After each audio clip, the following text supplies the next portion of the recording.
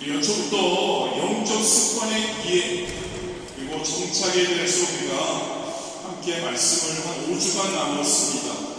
그리고 기독교 신앙의 핵심을 우리가 살펴보고 있죠. 우리가 하나님에 대해서, 예수님에 대해서, 그리고 삼위일체 하나님에 대해서, 우리가 가장 당면에 있는 죄, 벌에 대해서, 그리고 종려주일 때는 대속의 십자가에 대해서, 그리고 지난주 부활주일에 부활의 능력에 대해서 우리가 함께 말씀을 나누었습니다. 오늘은 성령님에 대해서 한번 말씀을 나누기를 원합니다. 성령님의 사역, 성령님의 약속. 여러분, 성령의 약속은 예수님께서 제자들에게 주신 약속이었죠. 그것으로 끝나지 않습니다. 하나님의 구원의 설계 안에 내포된 오랜 그러한 구상이기도 했습니다. 이 성령의 약속이 성취된 그 사건이 성령 강림입니다. 즉 성령 강림은 예수 그리스도의 십자가와 부활에 발맞추어서 이루어졌죠. 이 성령 강림을 통해서 구속의 역사의 기폭제가 됩니다. 또한 우리 그리스도 교회의 출발을 알리는 신호가 바로 성령 강림으로 임했습니다. 이 시간 약속된 성령님의 사역을 구원 사건, 우리는 항상 모든 것을 구속사의 사건 안에서 어떤 의미가 있는지를 우리는 살펴보아야 하는데, 이 성령의 사역을 구원 사건 안에서 한번 살펴보기를 원합니다. 성령의 강림, 성령의 역사는 성령의 침례로, 성령의 세례라고도 하죠. 이렇게 나타납니다. 그리고 그 성령의 침례 세례를 통해서 구원받은 성도들의 내면에서 성령의 충만함이 일어납니다. 그 성령의 충만함으로 우리가 예수님을 닮아가는 성화에 이르는 구원의 열매가 익어가기 시작하는 거죠. 여러분, 성령님이 없이는 구원의 열매에 이르는 복음의 사역은 있을 수 없습니다. 성령 침례에서, 성령 세례에서 성령 충만까지, 이것은 복음 안에서 저와 여러분 성도들에게 약속된 구원의 로드맵이라고 할 수 있습니다. 이 성령님의 사역을 살펴보기 위해서 4가지 정도 한번 살펴보기를 원합니다. 가장 먼저 구원 사건 속에서, 저와 여러분의 구원이 일어나는 그 사건 속에서 성령의 세례 침례의 어떤 위치, 어느 쯤인가를 살펴보고, 성령 침례와 오순절의 성령 강림의 관계를 살펴보고, 그리고 성령 침례는 어떻게 오순절 성령 강림, 즉 사도행전에서 구속사적 사건으로 나타났는지를 살펴보고, 우리가 성령 침례와 성령 충만의 그 2가지를 한번 구별해 보도록 하겠습니다. 가장 먼저 구원 사건 속에서의 성령 침례, 성령 강림, 어느 위치에 있는지를 한번 살펴보기를 원합니다. 우리 3월 10일 주일에 삼위일체 하나님을 우리가 함께 나누었죠. 거기에서 삼위 하나님의 그러한 구원에 함께하는 그러한 구원의 과정을 구원 사건이라고 우리는 표현했습니다. 그리고 우리는 구원 사건은 4가지로 이렇게 진행된다고 함께 나누었죠. 가장 먼저는 은혜입니다. 인간의 모습으로 오신 하나님의 아들 예수님께서 십자가에서 저와 여러분에게 자신의 생명을 주신 관계이죠. 십자가 대속의 은혜의 관계라고 할 수 있습니다. 예수님이 십자가에서 돌아가시는 그 대속, 십자가의 대속의 은혜는 바로 하나님께서 우리를 실제로 이렇게 많이 사랑하신다는 하나의 예시입니다. 은혜입니다. 그리고 나서 2번째로는 믿음의 관계가 있죠. 믿음은 무엇일까요, 여러분? 믿음은 주님이, 예수님이 은혜로 우리에게 오셔서 우리를 위해 자신의 생명을 내어주실 때 바로 우리가 주님을 붙잡는 것입니다. 이게 믿음이라는 것이죠. 물론 우리 혼자 그 믿음을 가지고 예수님을 잡았다 놓았다 하는 것이 아니죠. 우리가 그 은혜, 그 예수님의 그 복음, 십자가, 그 부활하심을 우리가 그 예수님을 붙잡게 되면 예수님 편에서도 가만히 있지 않으시고 함께 우리를 잡아주십니다. 할렐루야죠. 그리고 그 예수님은 우리가 믿음으로 나아갔을 때, 우리가 예수님을 잡았을 때 그 예수님은 우리를 잡아주시고 우리를 절대 놓치지 않으심을 믿기를 원합니다. 할렐루야. 그래서 여러분, 우리가 간혹 믿음이 좋고 나쁘고를 얘기하는데 믿음이 강하고 약하고 의미가 없습니다. 왜 그럴까요? 그 은혜, 그 예수님을 우리가 붙잡으면 예수님께서 놓지 않으신다는 거죠. 예수님을 우리가 붙잡으면 그냥 구원받은 하나님의 자녀로서 살아가는 겁니다. 할렐루야. 그리고 이 믿음, 그 다음에는 우리가 다음 화면 한번 넘길 수 있을까요? 자, 오른쪽에 나와있죠? 제가 삼위일체 하나님 그 구원 사건을 우리가 나눌 때 이 화면을 여러분들에게 보여드렸을 겁니다. 물에 누군가 빠져있죠? 그리고 헬리콥터가 날아와서 그 사람을 구조하는 그러한 내용입니다. 하나님께서 구조자에게 하나님께서 예수님을 보내셨습니다. 그리고 예수님께서 이렇게 보면은 헬리콥터가 날아왔고 구조자가 이제 이렇게 그 사람에게 손을 내밀죠. 하나님께서 생명을 주시는 거죠. 예수님께서. 그리고 이 죽을 수밖에 없는, 물에 빠져 죽을 수밖에 없는 자가 이 예수님을 붙잡았을 때 예수님은 꼭 그 사람을 또한 붙들어 주죠. 자, 이렇게 믿음으로 구원주고 그 구조자를 붙잡았으면 그 다음에는 어떻게 될까요? 들어 올려집니다. 즉 이것은 바로 그 들여 올려진, 끌려 올려진, 즉 우리가 방향을 바꾸게 된다는 것이죠. 예전에는 죄 짓는 것이 너무나 당연했었는데 이제는 죄를 짓더라도 이제는 회개하게 되는 것입니다. 할렐루야. 세 번째 단계인 겁니다. 회개입니다.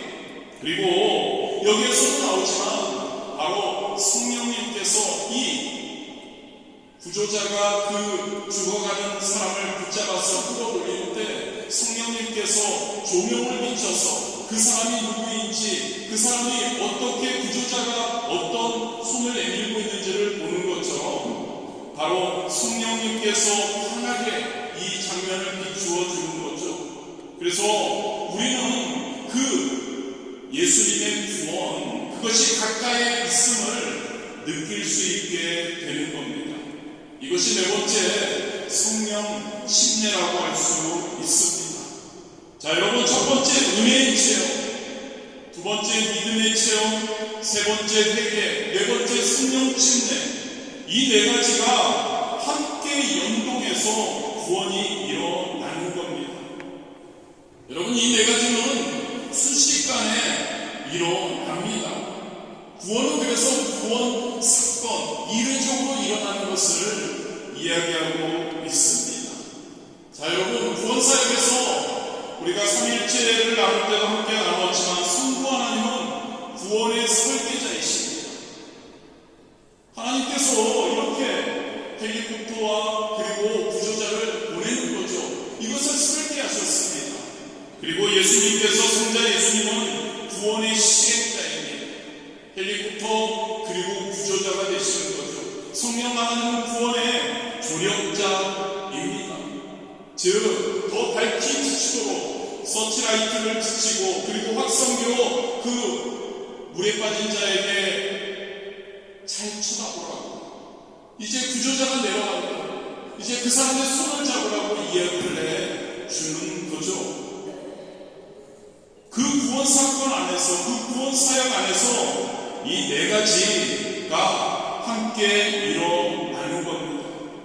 오늘은 우리가 성령 침례에 대해서 더 관심을 가져서 생각할 텐데요. 자, 특별히 이 네 번째 성령 침례, 우리가 구원 사건에서 경험하는 하나님의 은혜, 예수님의 십자가의 은혜를 경험하게 하는 결정적인 그러한 계기가 됩니다. 사도행전은 이것을 오순절 성령 강림이라는 하나의 예시를 통해서 성령님이 우리에게 어떻게 역사하시는지를 보여줍니다. 자, 그러면 오늘 성령 침례와 오순절 성령 강림의 관계에 대해서 한번 살펴보겠습니다. 여러분, 구원 사건에서 성령 침례, 세례와 성령 강림은 같은 의미입니다. 즉, 오순절 성령 강림은 성령님의 내적인 역사, 즉 우리 안에서 일어나는 성령님의 역사를 구속 사건의 한 시점에서 보여주는 사건이라고 할 수 있죠. 우리가 너무나 잘 아는 말씀이죠. 오순절 성령 강림 때 어떤 역사가 일어나는지 사도행전 2장 1절에서 4절이죠. 오순절 날이 이미 이르매 그들이 다 같이 한 곳에 모였더니 호련히 하늘로부터 급하고 강한 바람 같은 소리가 있어 그들이 앉아 온 집에 가득하며 마치 불의 여처럼 갈라지는 것들이 그들에게 보여 각 사람이 하나씩 임하여 있더니 그들이 다 성령의 충만함을 받고 성령이 말하게 하시는 따라 다른 언어들로 말하기를 시작합니다. 성령 침례는 이렇게 급하고 강한 바람 같은 소리, 불의 양같이 갈라짐의 표적으로 나타났음을 우리에게 말씀해주고 있습니다.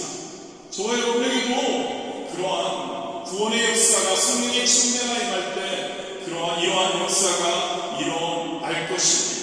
그리고 사도행전 2장 5절에서 8절에 보면 제자들이 다른 방언으로 복음을 선포함을 우리는 알게 됩니다. 오순절날 예루살렘에 많은 지방의 사람들이 많이 모여들었습니다. 그리고 성령 강림이 일어났을 때 120문도의 제자들이 각자 그 사람들, 그 지역들의 사람들의 말로 복음을 전파하는 역사가 일어난다고 하고 있죠. 그래서 그들은 놀라워했습니다.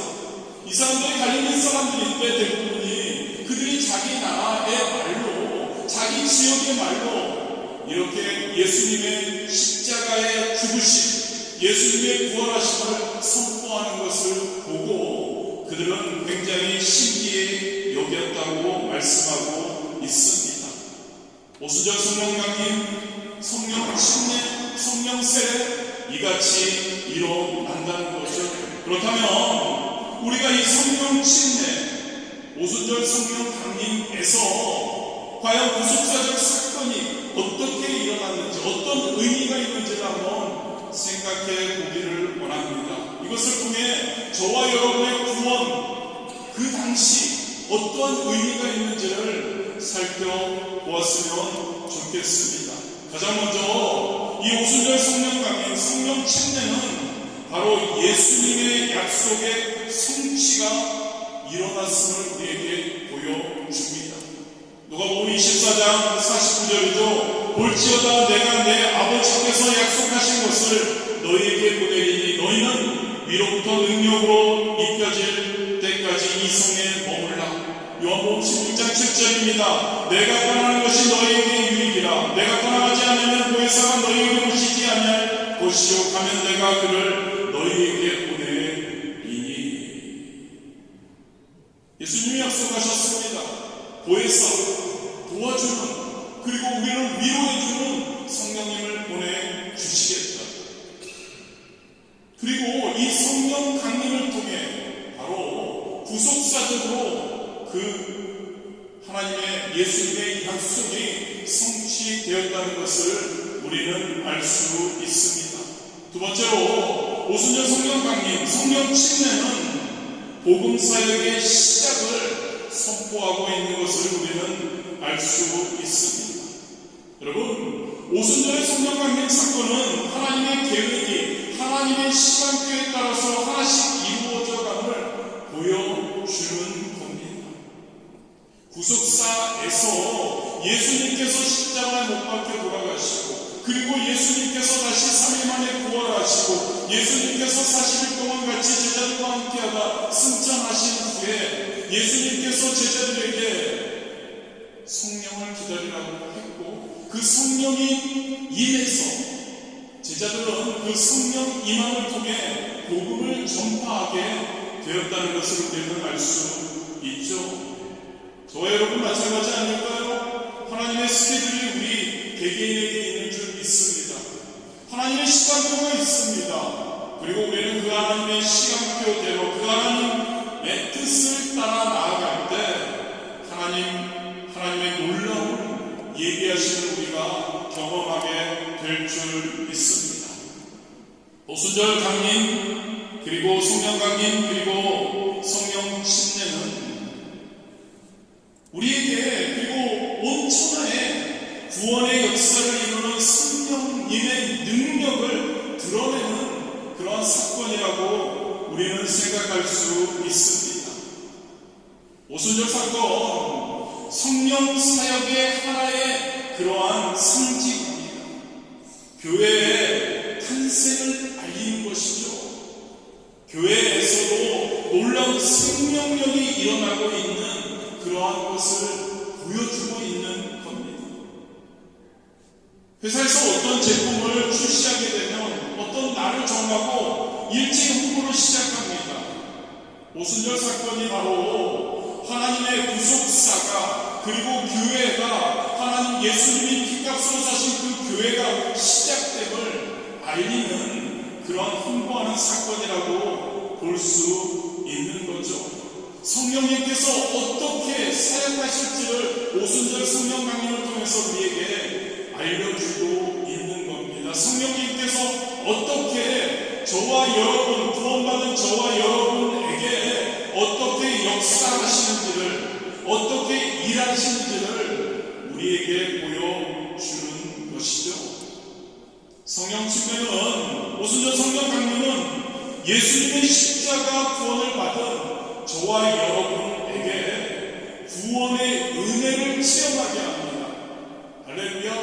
저와 여러분이 성령의 침례를 받을 때, 우리 예수님을 구주로 모셔드릴 때 우리는 구원의 은혜를 체험하게 되죠. 그리고 우리는 새로운 사람, 거듭남으로 시작된다는 것을 믿으시기를 바랍니다. 이 성령 침례는 이례적으로 일어납니다. 오순절 성령 강림, 성령님에 대해서 역사하시고 복음의 모델이면서도 동시에 내적인 원리를 담고 있죠. 딱 한 번 일어나는 겁니다. 성령 침례는. 오순절 성령 강림에서 일어났던 그 성령의 역사는 저와 여러분의 구속사 가운데 우리가 주님을 믿고 그 주님을 붙들고 나아갈 때 우리에게 이례적으로 일어난다는 것을 우리에게 이야기해 줍니다. 그러나 그 성령의 능력과 역사는 영원하다는 것을 우리가 기억하기를 원합니다. 성령의 그 능력과 역사는, 그 효과는, 성령의 인도하심은 영원하고 모두에게 동일하다는 것을 또한 우리가 기억하기를 원합니다. 저와 여러분에게도 이 오순절 성령 강림, 이 사도행전의 거기에서 일어났던, 마가다락방에서 일어났던 그 성령의 역사, 성령의 침례의 사건, 성령의 강림의 사건이 저와 여러분 모두에게도 임하는 줄 믿습니다. 그리고 그 성령의 그 역사하신 사역은 지속적으로 우리의 삶 가운데 함께 하여 주시는 줄 믿으시기를 바랍니다. 성령 침례에 대해서 이렇게 이야기 나왔고요. 성령 충만, 성령 침례와 성령 충만, 이 두 가지를 한번 구별해서 생각해 보기를 원합니다. 좀 전에도 말씀드렸지만 여러분, 성령 침례는 구원 사건에서 나타나는 구원의 도움자죠. 조력자인 성령님께서 하시는 일, 즉 성령의 역사를 이야기합니다. 아까 말씀드린 것처럼 이 그림에서도 보면 구조대에 서치라이트와 확성기와 같은 역할을 하는 것이죠. 성령 침례는 구원 사건에서 나타나는 이례적인 성령의 역사라고 말할 수 있습니다. 그렇다면 여러분, 성령 충만은 어떤가요? 성령 충만은 거듭난 사람, 즉 구원받은 사람, 즉 성령 침례를 체험한 그러한 사람이 지속적으로 변화되고 성화되어가는, 성숙되어가는 그러한 상태를 이야기합니다. 구원사건에서 구원이 이루어질 때 성령님이 비춰주시고 크게 붙잡으라고 말씀해 주시는 그 성령님의 구조가 이루어지는 것이죠. 그 다음에 저와 여러분이 구원받고 나서 저와 여러분이 더욱더 예수님을 닮아가는 자로 더욱더 성장하는 것, 누가 하는가 하는 거죠. 바로 성령님께서 동일하게 하심을 믿으시기를 바랍니다. 구원의 패턴이 성령 침례, 이례적으로 성령님을 만나고 구원받은 것으로 끝나는 것이 아니라는 거죠. 이후에도 그 구원의 그 루틴이라고 할까요? 그 길이 지속된다고 할 수 있습니다. 즉 여러분, 하나님이 저와 여러분에게 은혜를 베푸시고 저와 여러분이 믿음으로 그분을 붙잡으면 우리는 죄에서 벗어나게 되죠. 회개하게 되죠. 그리고 하나님의 길을 걷기 시작합니다. 그 길을 성령님께서 지속적으로 우리를 인도해 주신다는 것이죠. 이것이 우리가 구원의 패턴, 은혜의 패턴이라고 말할 수 있는 겁니다. 이 은혜의 구원의 패턴대로 우리가 가게 되면 우리는 우리의 속사람이, 우리 성도인 우리가 성장하게 됩니다.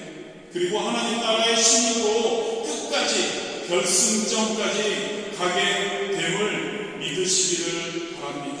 성령 충만은 여러분, 길을 가다가 골짜기가 끝나고 능선이 시작되는 딱 그 지점이라고 할 수 있습니다.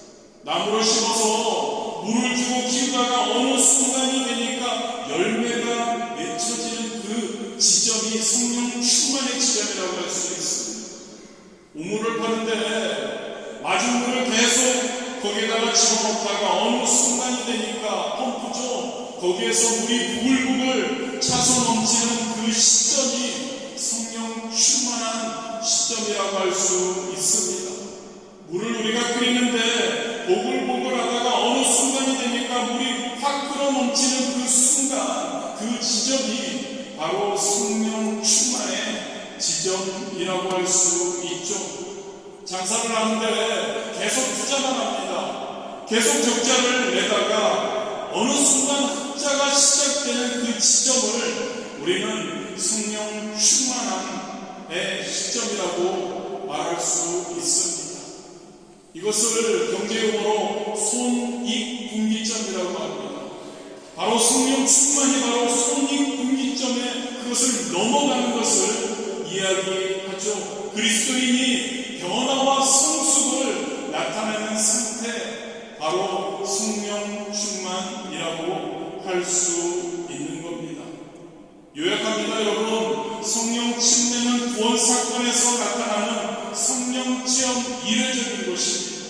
성령 충만은 지속적인 성령님의 인도하심을 따라서 우리의 삶이 바로 구원의 패턴대로 가는 것을 이야기함을 기억하시기를 바랍니다. 그래서 여러분들에게 매 순간 지겹도록 성령 충만하자고 하는 것이죠. 성령 세례, 성령 침례를 말하지 않는 겁니다. 성령의 충만함이 우리에게 있어야 한다고 말씀하고 있습니다. 자, 그렇다면 성령 충만의 모습은 어떠합니까? 오순절 마가다락방에서의 그 내용을 통해서 우리가 한번, 초대교회 모습에서 우리가 한번 살펴보기를 원합니다. 성령 충만, 성령의 열매를 맺는 것, 그 손익분기점 점을 지나서 이제 하나님이 기뻐하시는 자로 살아가는 그 모습이죠. 사도행전 2장 42절입니다. 그들이 사도의 가르침을 받아 서로 교제하고 떡을 떼며 오로지 기도하기를 힘쓰니라. 그렇습니다, 여러분. 성령 충만하게 되면 바로 성령 충만한 성령의 열매가 맺히는 그러한 모습이 모델이 초대교회의 모습이죠. 그들은 그리스도의 몸으로 성장한 겁니다. 성령님을 따라서 그들은 구원받았죠. 그리고 그들은 성장했습니다. 그들의 모습입니다. 그리스도의 몸으로 거듭나는 것. 저와 여러분, 우리 파리 순복음교회가 초대교회의 모습을 되찾을 수 있게 되기를 원합니다. 할렐루야. 사도의 가르침을 받아 서로 교제하고 떡을 떼며 오로지 기도하기에 힘쓰는 우리 되기를, 성령 충만한 자들 되기를 주님의 이름으로 축복합니다. 두 번째로 초대교회의 모습에서는 그리스도의 몸으로 성장하는 모습만 나타나는 것이 아니라 초대교회는 복음의 전달자로 쓰임을 받았음을 우리는 압니다. 사도행전 3장 이하에 보면 베드로와 요한이 성전 앞에서 안전병이를 붙잡아 일으킨 사건이 있었죠. 그 소문이 온 예루살렘에 퍼지게 됩니다. 그러자 종교 지도자들, 유대 종교 지도자들, 사내들인이 경분합니다. 그리고 사도들을 전부 옥에 가두지요. 그러면서 그들에게 예수님에 대해서 말하지도 말고 전하지도 말라고 협박합니다. 그러나 제자들은 훈련한 뒤에도 모여서 기도합니다. 성경은 사도행전 4장 31절에 이렇게 기록합니다. 그들이 빌기를 다음에 성령이 충만하여 담대히 하나님의 말씀을 전했다라고 기록하고 있죠. 그러자 이번에는 사내들이 로마의 군사력에게 그들을 고발합니다.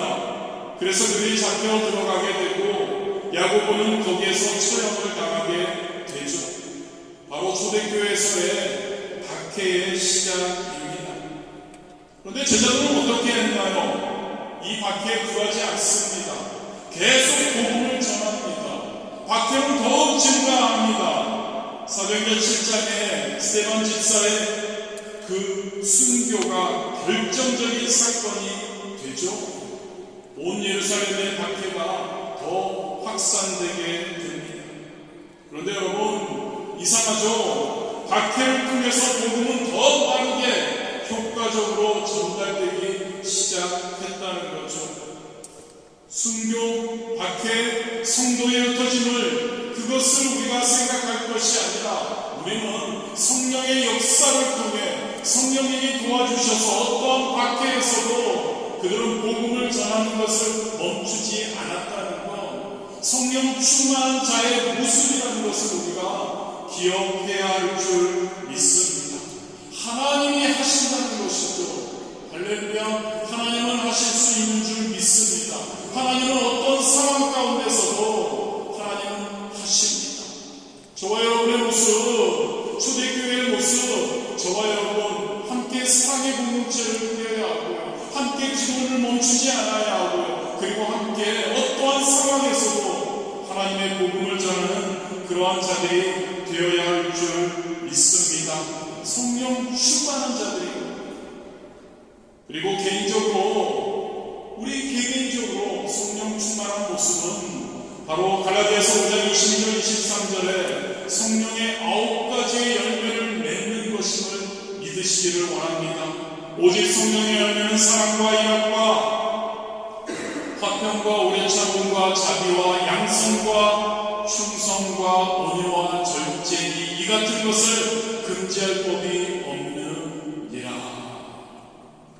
성령 충만한 저와 여러분이십니까? 성령 충만한 저와 여러분이 되어야 할 줄 믿습니다. 이 9가지 열매를 우리는 맺어야 합니다. 즉 저와 여러분의 내적인 성품이 변화되어야 할 줄 믿습니다. 마지막으로 우리가 구속사를 한번 살펴보았습니다. 성령 침례, 성령 충만, 성도의 영적인 로드맵, 구원받습니다. 우리가 즉 성령 침례를 받죠. 그리고 우리가 점점 성장해 갑니다. 우리가 어느 순간에 손익분기점을 넘어서게 됩니다. 그리고 예수님을 닮아서 점점 성화의 단계로 즉 성령 충만함으로 우리의 신앙의 여정이 완성될 때까지 그게 바로 성도의 로드맵인 줄 믿으시기를 바랍니다. 자, 여기서 두 번째로 위에 오른쪽의 그림을 한번 보시기 바랍니다. 인간의 기본적인 경로입니다. 자연인의 삶입니다. 어떠한 궤도가, 어떠한 변화가 없습니다. 그냥 그대로 가다가 끝나는 것을 이야기합니다. 살다가 그냥 죽는 것입니다. 하나님 없이 살아가는 자연인의 삶입니다. 모든 것은 끝나기 위해서 가는 것 같습니다. 그냥 그렇게 살다가 끝나는 것이 자연인의 삶, 하나님을 모르는 자들의 삶입니다. 그런데 바로 오른쪽 밑에 그림을 한번 보시죠. 예수님을 만난 사람의 인생입니다. 다릅니다, 여러분. 구원 사건을 경험하고 주님이 이끄시자 놀라운 역사가 일어나는 것이죠. 자, 보시면은 구원 사건이 약간의 올라오는 곳에 있죠. 그리고 나서 평평한 곳, 약간의 뭐라고 할까요? 언덕이 있습니다. 바로 그곳이 그 과정이 바로 양육하고 성장되어가는 우리가 지금 현재 우리 많은 분들이 지금 우리가 행하고 있는 그러한 모습입니다. 그리고 우리는 알죠? 가장 처음에 출발점이 구원사건, 즉 바로 성령 침례라는 것. 그리고 맨 꼭대기에 보면은 우리가 손익분기점, 즉 흑자가 시작되는 그러한 곳을 알 수 있습니다. 성령의 충만함이 우리에게 나타나는 것이고 성령 충만에서 성령의 열매가 나타나는 지점을 이야기합니다. 바로 저와 여러분이 가야 할 곳인 줄 믿으시기를 바랍니다. 그런데 불신의 그러한 세상은 이것이 힘들다고 이야기합니다. 죄의 권세가 우리에게 그러한 삶이 쉽지 않다고 이야기를 하죠. 그런데 사도 바울은 고린도전서 9장 23절에서 27절에 이렇게 다짐하고 있습니다. 고린도전서 9장 23절 27절 우리 성경과 함께 마지막으로 찾으셔서 함께 읽도록 하겠습니다.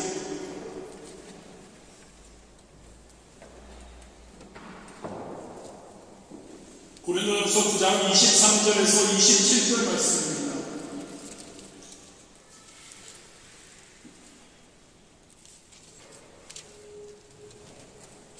고린도전서 9장 23절에서 27절 말씀에 함께 한 목소리로 공독하겠습니다. 내가 복음을 위하여 모든 것을 행함은 복음에 참여하고자 함이라. 운동장에서 다른 지라는 자들이 다 달릴지라도 오직 상을 받는 사람은 한 사람인 줄을 너희가 알지 못하느냐. 너희도 상을 받도록 이와 같이 다름질하라. 이기기를 다투는 자마다 모든 일에 적지 않으니 그들은 썩을 승리자의 관을 얻고자 하되 우리는 썩지 않을 것을 얻고자 한다.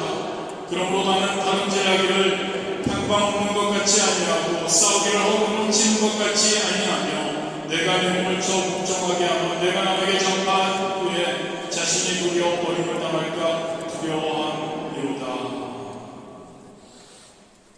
저와 여러분의 삶은 구원받은 자의 삶은 궁극적으로 우리는 성령 충만한 삶을 살아야 합니다. 할렐루야. 그런데 성령 충만한 삶, 세상은 아니라고 그럽니다. 그리고 쉽지 않다고 이야기를 합니다. 근데 사도 바울은 그 삶이, 그 복음을 전하는 삶이, 성령 충만한 성령의 열매를 맺는 삶이 꼭 필요하다고 이야기하죠. 그리고 사도 바울은 이렇게 얘기합니다. 여러분은 어떨지 몰라도 나는 최선을 다할 겁니다. 나는 최선을 다해서 바로 예수님을 닮아 결승점을 향해서 달려갈 겁니다. 힘들다고 중간에 돌아서는 사람들이 생길지 모릅니다. 다른 방향으로 난 자연인의 삶을 그냥 살기를 원하면서 그 길로 가는 사람들이 있을 수도 있습니다. 그러나 나는 끝까지 갈 겁니다. 저와 여러분 어떻습니까? 저와 여러분도 사도 바울처럼 끝까지 가야 할 줄 믿습니다. 저와 여러분 누구입니까? 예수님의 십자가의 구원을 믿었습니다. 그래서 우리는 성령의 침례를 받았죠. 그래서 우리는 거듭난 그리스도인들입니다. 의인입니다. 칭의받은 자들입니다. 이제 우리는 성령 충만해야 합니다. 지속적으로 성령 충만해야 합니다. 지속적인 성령의 인도하심을 우리는 따라야 합니다. 그리고 저 그림에 나온 것처럼 손익분기점 이후에 성령의 열매를 맺고 성령의 충만함에 그러한 모습들을 보이며 우리는 그 구원의 패턴대로 우리는 가야 할 줄 믿습니다. 성령 충만한 삶을 이야기합니다. 구원받고 성령 충만의 길을 가는 성도로서의 그 길을 우리는 포기하지 않을 수 있게 되기를 원합니다. 지속적으로 말씀으로 믿음으로 충만하고 성령 충만하려고 애쓰며 나아갈 때 우리는 저 손익분기점을 우리는 넘어갈 수 있는 겁니다. 아니 저와 여러분은 어느 순간에 그 손익분기점을 이미 넘었다고 저는 믿습니다. 우리의 삶은 어떻습니까? 하나님으로 기쁘지 않으십니까? 아무도 안 기쁘십니까? 저 혼자 기쁩니까?